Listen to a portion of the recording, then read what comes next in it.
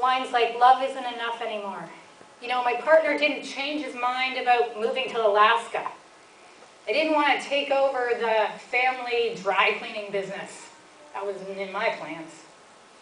You and I don't have a crystal ball to predict the future, but we do have a good idea of where we want to go. We do have a good idea of things that might be red flags. And so pay attention to red flags. Discussing your plans for the future centers around things like relational priorities and practical priorities. And on the relational side, if you're a Christian, one of your first priorities is that you're going to put God first in your life, and you're going to love Him. Your second priority is going to be your spouse. The third priority is going to be your kids. Then you're going to take care of church, your friends, and work commitments. But those are the priorities. Does God really expect you to put Him first all the time? Yes, He does. When Moses wrote the first of the 10 Commandments, the first one was, "You shall have no other gods before me." God made it clear, I come first. You don't bow to anything else. Not your work, not sports, not a good social cause, not even other people that are very also important in your life. He expects you to love Him completely and the most in your life. In Deuteronomy 6, verse 5 and 6, He says, "Love the Lord your God with all your heart, and with all your soul, and with all your mind, and with all your strength." This God is jealous for your love. We try to put a lot of other things into our lives, don't we? Thinking if we don't do this, we're going to fall behind. Or our kids, you know, they need to be in these programs, or they're not going to be ready for life. But it's at times like that that we have to remind us of a verse from Matthew 6, and it says, "Seek first the kingdom of God, and all these things will be added unto you." We need to seek Him and trust Him for our futures. It's not His intention that you and I are to be run ragged in this life. I think He's promised us something better than that. When we seek Him first, we get access to His grace. We have access to His wisdom. We have access to His forgiveness. And we need those things in our marriage. Priority number 2. If you're married, it is your spouse.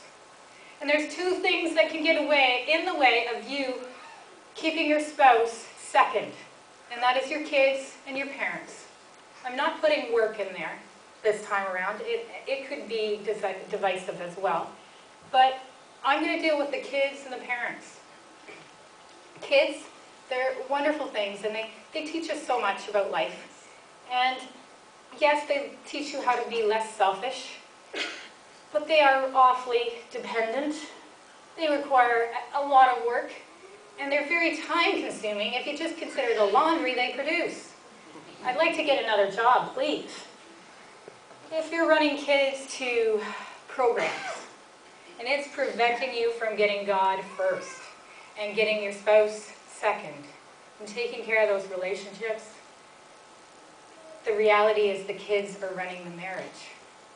You know, sometimes this is okay. Like if a child falls ill and they're in the hospital, you know what, they do become a priority. But you're going to have to compensate with some kind of time for your marriage. The other issue is whether or not parents have actually left the married couple alone. Because Ephesians 5:23 is clear that for this reason the man will leave his father and his mother and be united to his wife, and the two will become one flesh. That passage highlights that the man is leaving his father and his mother, but the woman is leaving her father and mother as well. You need to leave your parents and cling to your spouse. In the case of conflict, you don't go running to your parents, you go running to your spouse. You need to talk it through with your spouse. If you're at the point where you need an arbitrator, it's not your parents. Your parents are biased towards you, biased towards your needs being met, and not your spouse's. as a general good rule of thumb with the family dynamics, it's basically this. You know, he deals with his family, she deals with her family, but you defend your spouse at all times. You don't let your siblings rat out your spouse.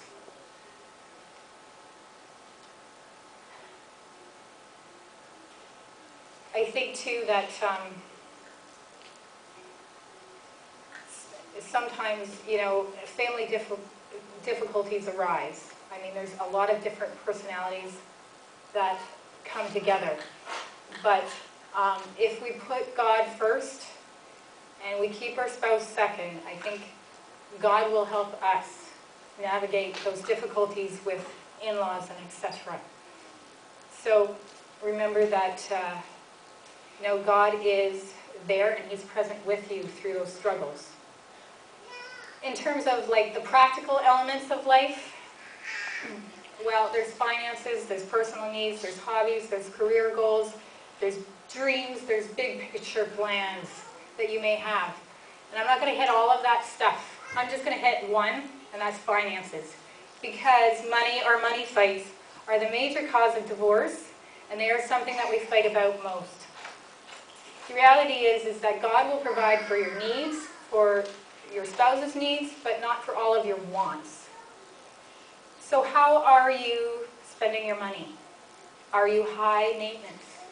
You know, it's easy for us to get caught trying to make all kinds of money to accommodate bad spending habits. You know, there's a Tim's on every corner, but how many have we driven by without stopping lately? Some people can't stop. They can't not stop and get something from Tim's. Early on in your marriage, just have a financial advisor. Just take a look at how you're planning to pay down your mortgage, how you're planning to save for your retirement, paying your bills. These kind of things will just make you sleep better at night.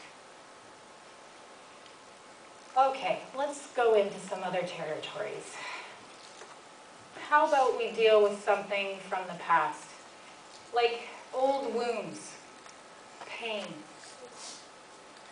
You know, that kind of stuff tends to get swept under the carpet as quickly as possible because there's something about wounds of that nature. They hurt, and we want to get rid of them as quick as possible. You and I live in a world that is filled with sin. You will be marred by the effects of sin. If you haven't lately, it's coming. Some of you may have had a situation in the past where there was abuse. You may have been a situation of a very poor relationship. You may have been in some kind of poor parenting dynamic where a parent did not stand up for you when you needed it most. The relational wounds that we incur in those kind of relationships are very damaging in our ability to trust others. And if they require that we need to work through betrayal, that's going to have a huge impact on your most significant relationship with your marriage partner. Mark Driscoll commented that many people, especially Christians, will say, oh yeah, I worked through that. It's behind me. But he says that if you are truly beyond the issues of your past, you can talk about it and you can say, this is what I've learned.